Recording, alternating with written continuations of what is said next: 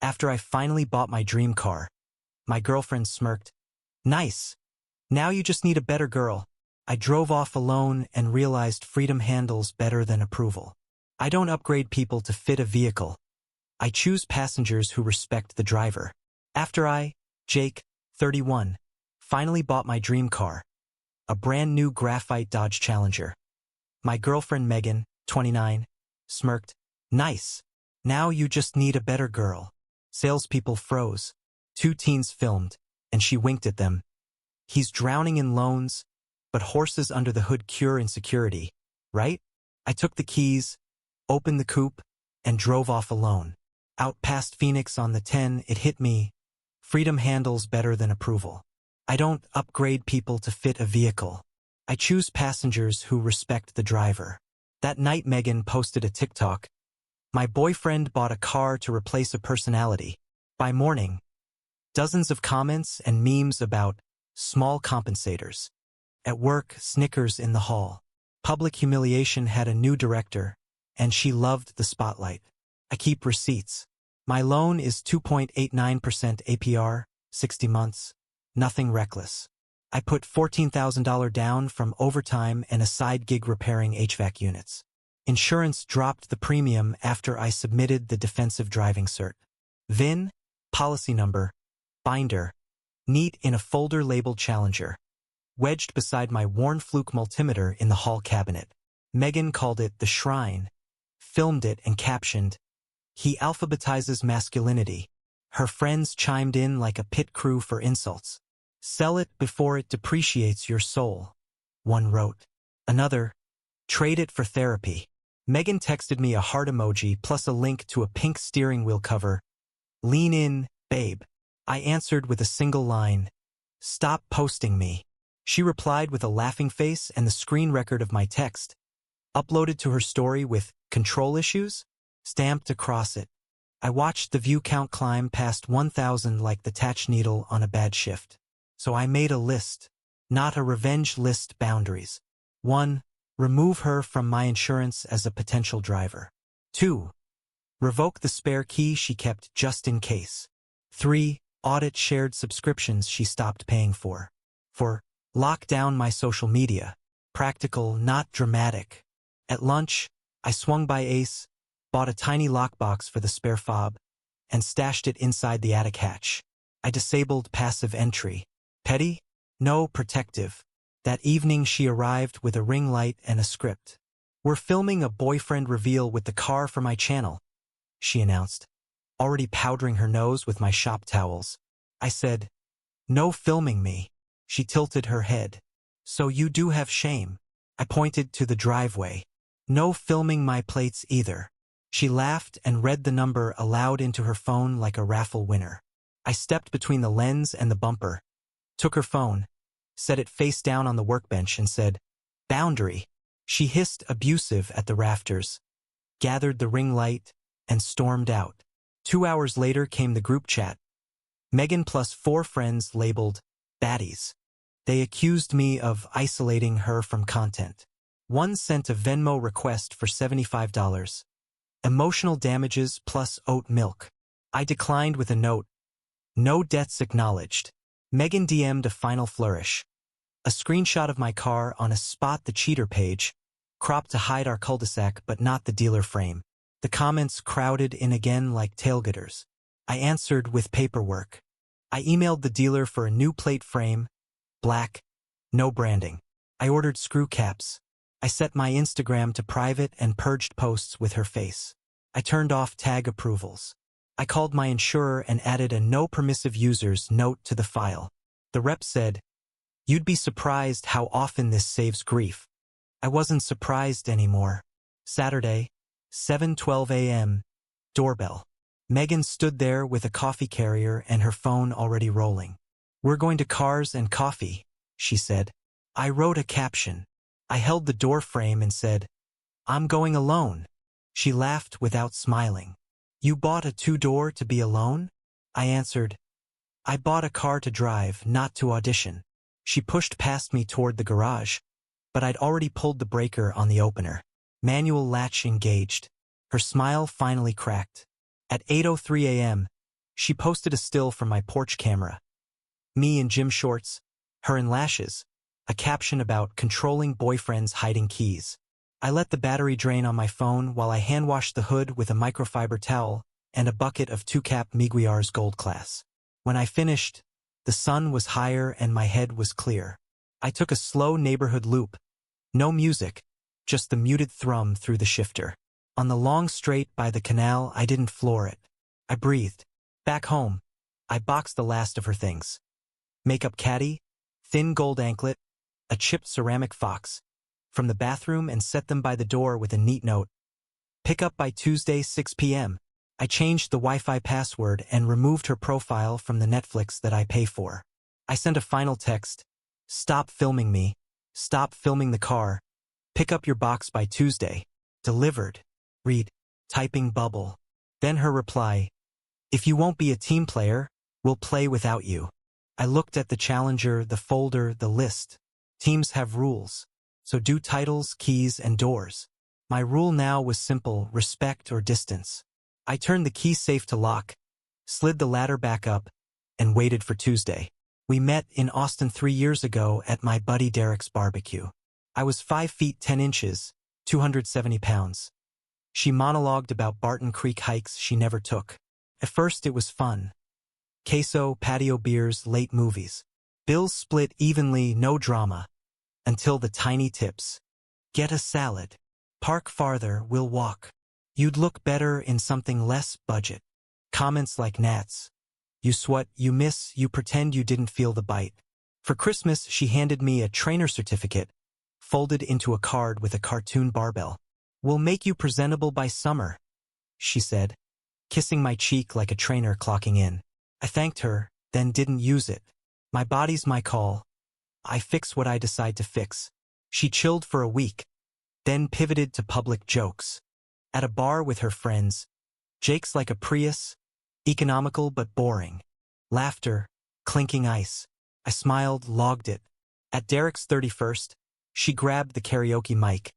When Jake finally buys a car, maybe speed shows up off the road too. The room broke. I carried the cake, cheeks hot, and sliced neat rectangles no one finished. That night she said I was too sensitive about public bits. As if I'd objected to weather, not humiliation. I wrote a note in my phone. Joke is not equal to knife. The second spring, she moved in temporarily while her lease ended. 4 weeks that stretched to 8. Then stayed.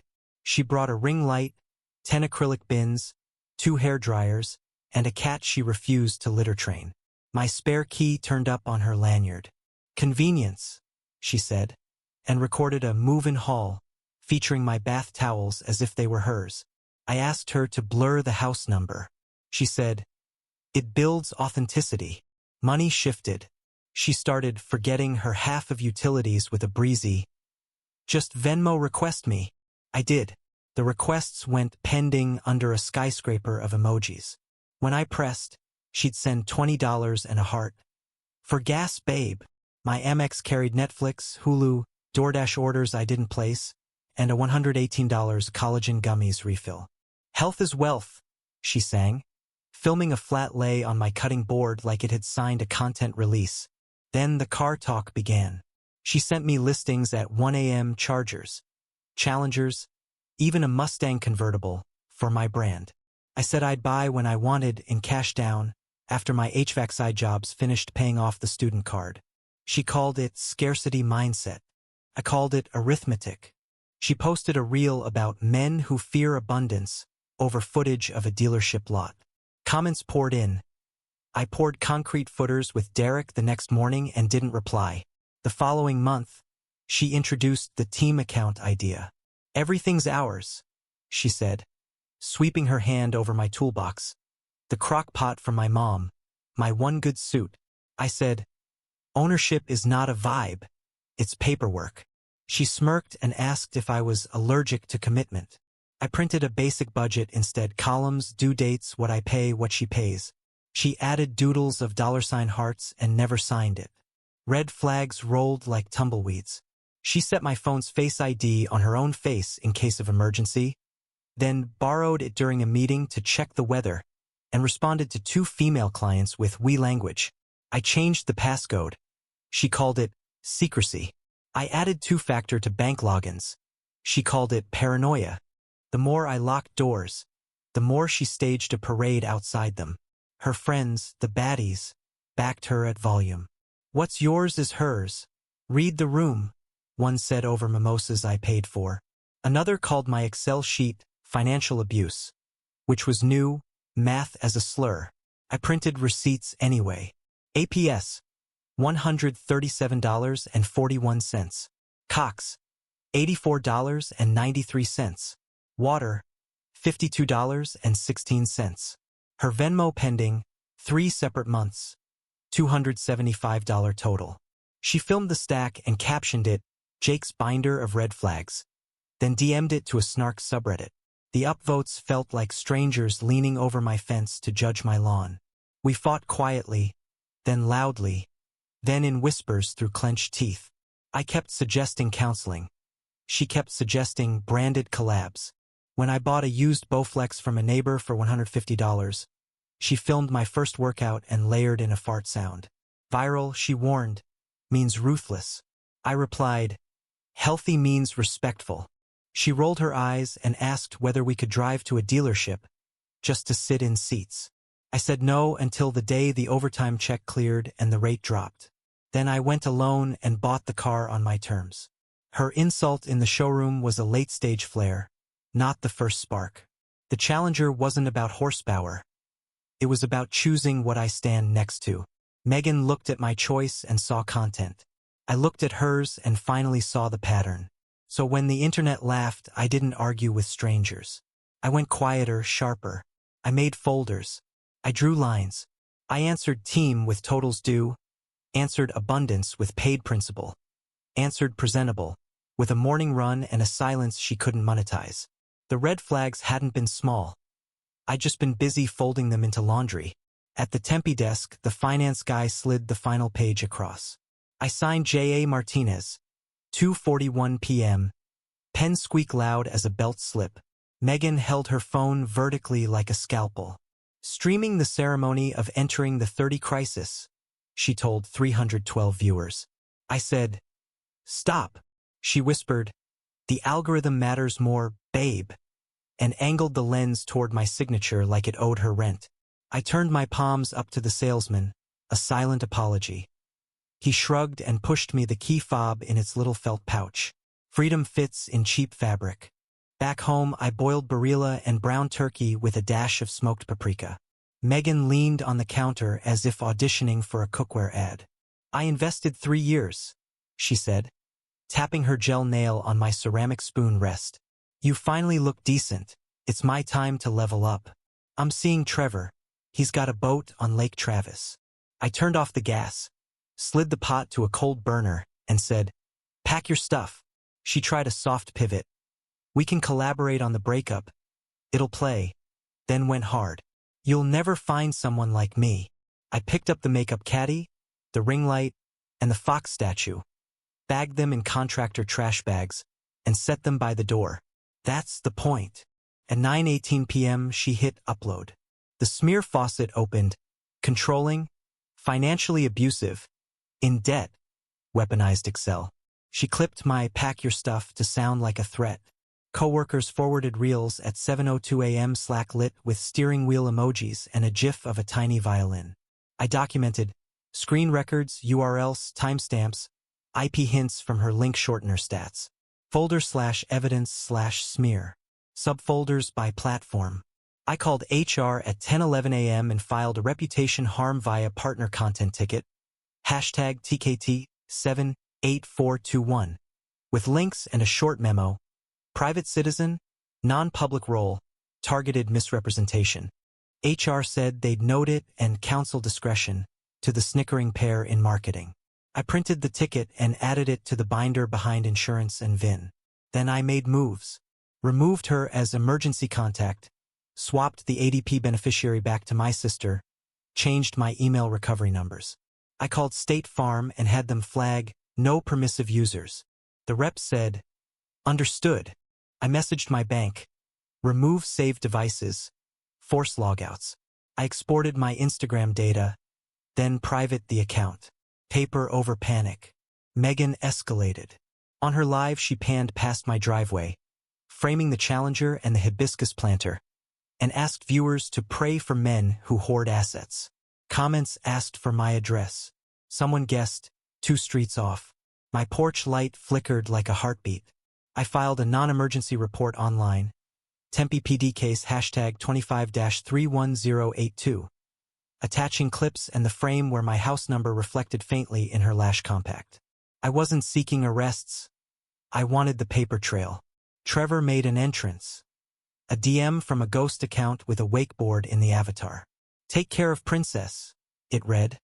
Plus a photo of a Yeti cooler and man calves in boat shoes. I screenshotted, noted the time, and ignored.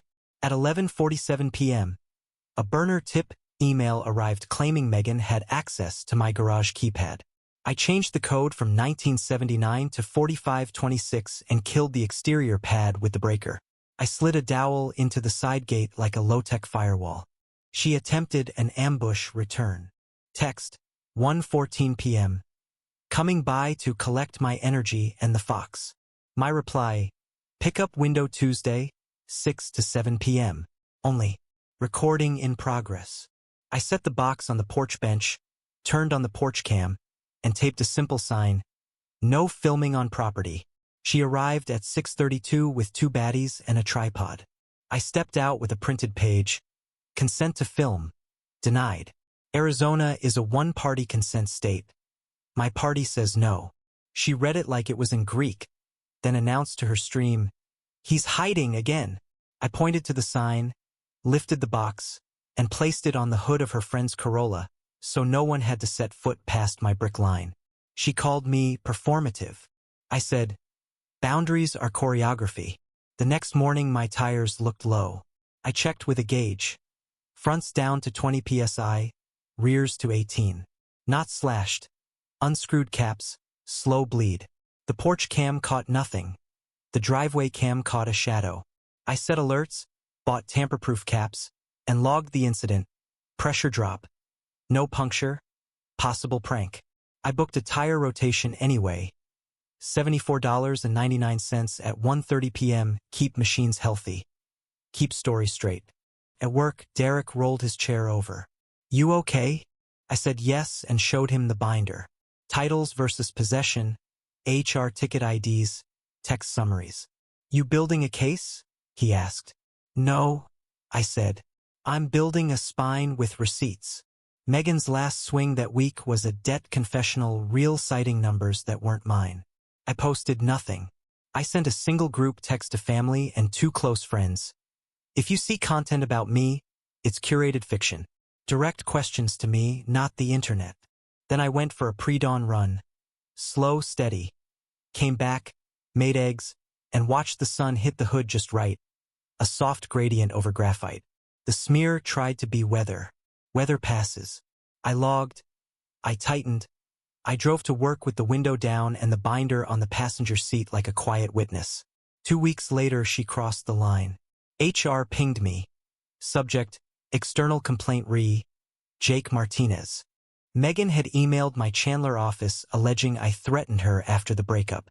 Attached, a clipped audio of my voice saying, pack your stuff, stripped of context, plus a paragraph calling me controlling and dangerous.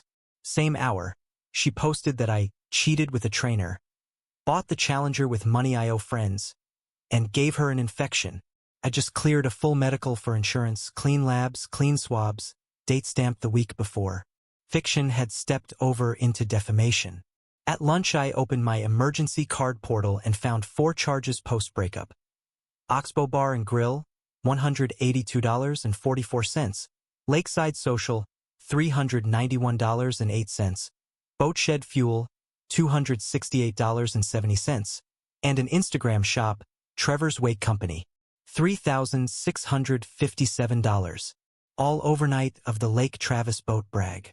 My stomach went cold, then focused. I called the bank, stated dates and amounts, and said, fraud. X had physical possession of a saved card. The rep froze the account, issued a new number, and began a claim. 3 business days later, provisional refund. I printed the dispute packet, highlighted the timestamps against her reel, and added it to the binder tab new. Financial abuse alleged/actual. HR scheduled an interview, 10 a.m., Glassroom B. I arrived early with a summary memo, timeline of personal separation, social posts, non-emergency police report #25-31082, lab results, fraud claim numbers. I didn't dramatize. I read the policy back to them. Off-duty conduct that harms the company's reputation must be substantiated. I offered my phone for verification. HR thanked me, said they'd triage the noise, and asked for written permission to remind staff about social media conduct. Granted. Derek later forwarded the memo HR sent. Do not engage with external commentary about colleagues. The steering wheel emojis vanished. I called an attorney, Phoenix, defamation and interference specialist Lydia Chin.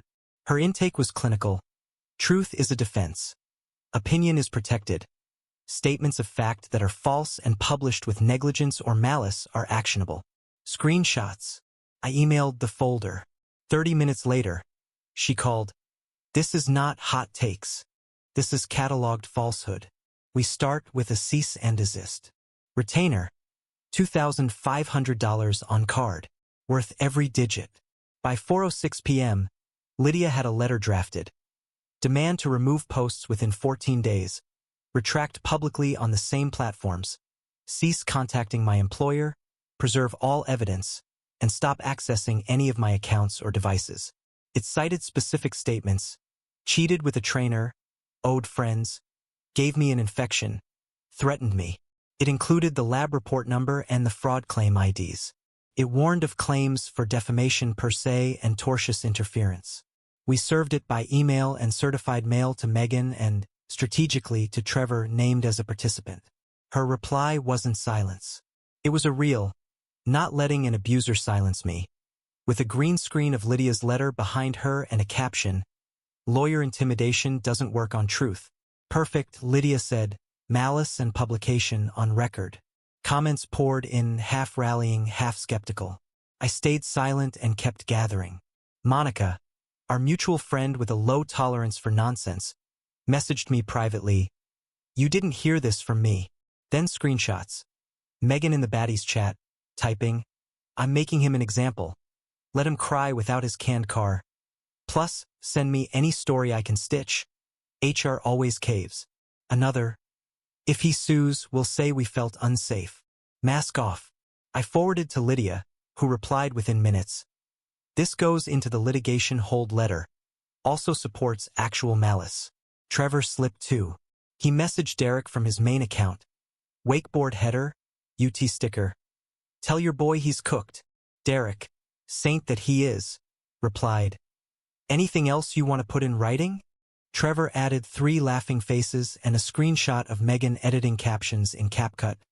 Timestamps visible. We printed that. Paper doesn't forget. Megan's infection claim demanded a clean counter. I requested my records from the clinic. They stamped a letter. No evidence of sexually transmitted infection as of date. Patient advised standard prevention. I authorized release to Lydia and HR. Facts are boring until they're necessary. By day 5, the bank closed the fraud case fully in my favor. Net refund, $4,499.22. Lydia appended the bank's determination to a revised demand with an extra paragraph. Your accusations of debt-financed vehicle and unpaid personal loans are false and injurious. Our client's vehicle was financed at 2.89% APR, with a $14,000 down payment from documented wages. She attached pay stubs and the purchase agreement, redacted VIN. Precision over performance. We also tightened the perimeter. I rotated passwords again, added a hardware key to email, enabled login alerts, and put a freeze on my credit with all 3 bureaus. I set up Google Alerts on my name plus car, trainer, and infection, because modern defamation isn't a single post. It's a hydra. On day 9, Megan DM'd an offer. Take down your legal threats. I'll pivot the narrative to mutual growth. Translation. A non-apology. Lydia advised no response. We let the letter and the timeline do the talking while I did dishes, logged miles, and slept. The worst part wasn't the internet. It was the office air right before HR's memo went out. Thin, brittle. After it, normal oxygen returned. I answered emails, closed a service ticket, and drove home under a clean sky. The binder rode shotgun like always, heavy, rectangular, reassuring. This wasn't vengeance. It was hygiene. And the next ping on my phone wasn't a reel. It was USPS. Certified mail, attempted, notice left. Our letter had found its mark. Expedited discovery hit like daylight. The judge signed off on limited subpoenas, platforms, the phone carrier, my gym. Lydia filed them by 9:12 a.m., stamped in blue. Instagram produced activity logs showing coordinated caption edits 5 minutes after each of my HR milestones. TikTok coughed up draft IDs with Trevor's voice feeding lines from just off camera. CapCut export times matched the nights my tires bled. Apple gave us device backups, voice memos labeled Story Beats, plus a Notes app script titled Open Relationship as Cover, LOL. My gym emailed guest pass records. Trevor scanned in twice as household, 6:41 a.m. and 7:09 p.m. on my plan. That ended the trainer rumor. It started a trespass paper trail. Megan's emails were worse. In one thread to the baddies. Breakup drops on car premiere. Maximize engagement. Use debt angle. Another, to herself. Remember. Say open rel 4 cover. We agree 2 boundaries. We never agreed, we never even discussed. Lydia flagged those for malice and falsity. The carrier logs showed her calling my HR line at 7:58 a.m., 1 minute before her complaint email hit. We built a clockwork timeline. Call, post, clip, tag, troll swarm. Precision isn't vindictive. It's persuasive. Lydia's damages chart landed at $60,000 mid-range. Lost opportunities. 2 clients paused. Reputational harm quantified through lead drop-off, legal fees, and time spent mitigating. We didn't inflate. We listed hours, rates, outcomes. My binder met her spreadsheet like 2 gears. Megan's parents surfaced with a mall-grade attorney who opened with a sigh and, "Do we really need to involve the courts?" Lydia smiled politely and slid the exhibits across. We offered settlement terms tuned like torque specs. 1. Public apologies on every platform where she named me, pinned for 30 days. 2. A written admission that specific statements, trainer, infection, debt, threats, were false. 3. $12,000 toward my legal fees within 30 days. 4. Repayment of the fraudulent charges she'd already forced the bank to eat. 5. Mutual non-disparagement. 6. Removal of any content showing my plates, home exterior, employer name, or internal documents. 7. Preservation of evidence for 12 months. No NDAs on truth. I wanted air, not hush. They haggled predictable points. Admission became clarification. Apology became statement. Lydia drew red lines. We settled on clear language and a payment schedule. $8,000 on execution. For $1,000 at 30 days, fraud repayment rerouted by certified check within 10. They signed. I exhaled, rinsed a pan, and slept through an alarm for the first time in months. Then they blew it. Day 10, no fraud check. Day 30, no second installment. Her apology posts went live, but each carried a winking caption, learning and growing, and a comment hearting accusations that echoed the old lies. Lydia logged it as bad faith and breach. The agreement had teeth. Acceleration clause, 15% late fee, attorney's fees, and consent to judgment upon default. We pulled the lever. First, wage garnishment. We verified her employment at Sunset Galleria in Scottsdale via her own story, Retail Day, and a LinkedIn she forgot to lock. Lydia filed the application with the clerk, attached the executed settlement, and secured a writ. Second, bank levy. We had routing details from her settlement check that never came. The sheriff served the levy, zeroing a cosmetic balance and a side hustle account labeled Meg Content LLC. Third, Liens. Maricopa County Recorder accepted a judgment lien against any real property she acquires in the next 5 years. Fourth, tax intercept.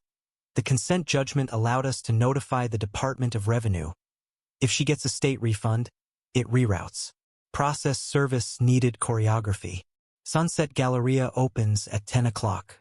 Lydia's server, a veteran named Pacheco, prefers the mid-morning lull. He texted, hitting at 10:30. Register station 3. I prepped a one-pager for my own records.